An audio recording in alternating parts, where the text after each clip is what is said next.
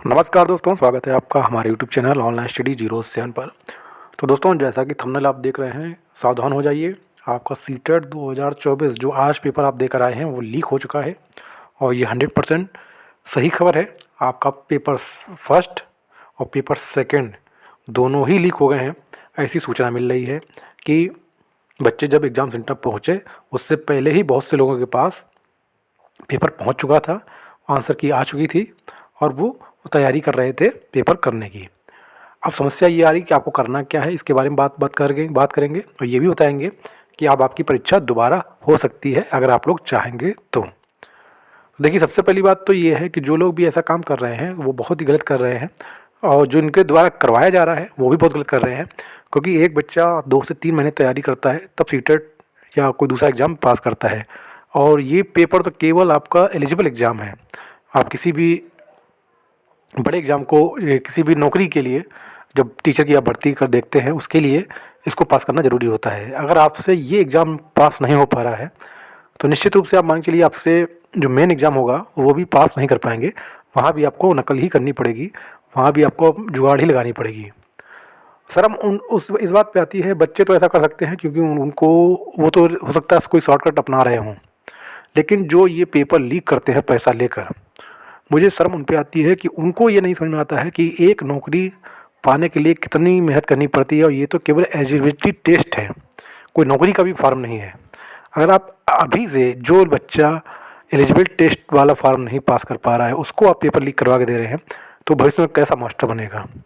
और इसका अभी उदाहरण आपने देखा, जहाँ बिहार में शिक्षक हुए भर्ती हुई, वहाँ जब कुछ टीचरों से पत्रकारों ने पूछा कि उपराष्ट्रपति का नाम क्या है, राष्ट्रपति का नाम क्या है, और आपने बहुत से वायरल वीडियो भी देखे होंगे जहाँ टीचर बता नहीं पाते हैं, फरवरी की स्पेलिंग नहीं लिख पाते हैं, जनवरी की स्पेलिंग नहीं लिख पाते हैं, इस तरह के लोग टीचर बन जाते हैं।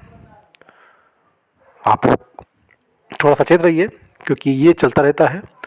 आपको याद होगा यूपी टेट में भी धांधली हुई थी, सी टेट में भी धांधली हुई है और ये हमेशा चलता रहेगा। आपको अपनी आवाज़ बुलंद करनी पड़ेगी, आपको अपनी ताकत समझनी पड़ेगी क्योंकि हमारे देश के संविधान में जनता ही सर्वोपरि है। तो अगर आपके साथ कुछ गलत हुआ है तो आवाज़ उठाइए।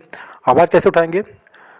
आजकल सभी लोग सोशल मीडिया चला रहे हैं, वहाँ पर आप हैज सीटेट लिख, मैंने लिख दिया है, इसको लिखिएगा और टैग करिएगा @ CBSE India 29।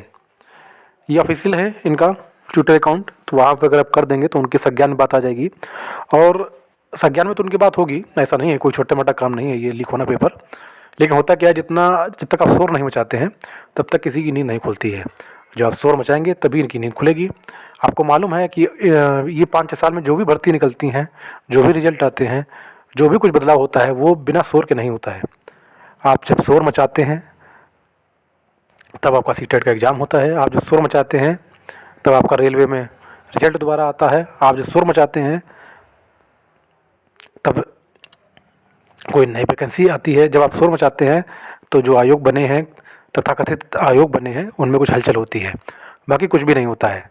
ये आप मान लीजिए, ये वो हैं, ये मुर्दा हो चुके हैं जो आपके पेपर करवाते हैं। जब इनको ये झटके दिए जाते हैं तभी ये थोड़ा जागते हैं, उसके बाद फिर सो जाते हैं।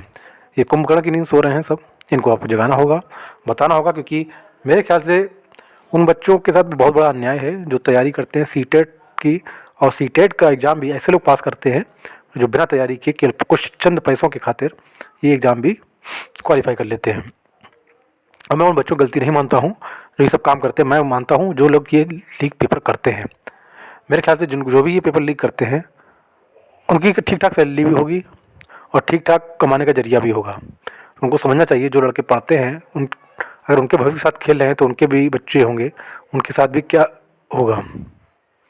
तो ऐसा ना करें और मेरे ख्याल से आप ये ट्विटर पे अभियान चलाइए और ये पेपर दोबारा होना चाहिए। देखिए, हमारा कहना तो सरल है कि पेपर दोबारा होना चाहिए, लेकिन मुझे मालूम है कि एक बार पेपर देने में कितना खर्च हो जाता है आप लोगों का और किन किन परिस्थितियों से आप लोग गुजरते हैं। खासकर लड़कियां जो जाती हैं अपने पेरेंट्स के साथ, एक बार कोई पेपर देने में मेरे ख्याल से कम 2 से 3 हज़ार रुपये का खर्चा हो जाता है। और बेरोज़गारी की इस आलम में 2-3 हज़ार रुपये खर्च हो जाए फिर आपको मालूम चले कि वो पेपर ही रद्द हो गया है, तो 2-3 हज़ार फिर रख लीजिए। और वो 2-3 महीने की जो मानसिक पीड़ा होती है तैयारी करने की, वो कैसी होती है मुझसे अच्छा कोई नहीं जान सकता है। लेकिन वही चीज़ है कि कोई ख़राब व्यक्ति इन अंदर ना हो पाए, इसलिए आप ये टेंड करवाइए। बाकी देखते हैं क्या होता है। अगर दोबारा हो जाए परीक्षा अच्छा है, लेकिन मेरे ख्याल से कुछ ऐसी व्यवस्था होनी चाहिए, ये चीज़ें दोबारा ना हो, ताकि आप लोगों का भविष्य बर्बाद ना हो, आपको दोबारा पेपर देने की ज़रूरत ना पड़े। क्योंकि मेरा मानना है ये गलती आपकी नहीं है, ये उन लोगों की है जो ये पेपर करवाते हैं।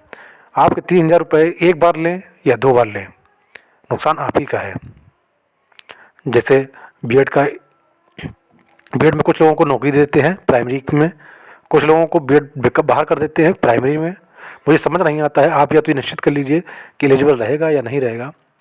मुझे मालूम है 2019 में बीएड किया गया था बच्चों के द्वारा, और 2024 आ गया है और बीएड को बाहर कर दिया गया है। 5 साल हो गए, 5 साल बर्बाद कर दिया आपने, और 1 से 1.5 लाख रुपये बर्बाद कर दिया। बाकी इस पर वीडियो कभी और बनाएंगे। तब तक आप लोगों का वीडियो पसंद आया हो तो ये ट्रेंड करवाइए, पेपर रद्द हो आपका, और आपको दोबारा से पेपर देने को मिले। तब तक पढ़ते रहिए, तैयारी करते रहिए। धन्यवाद।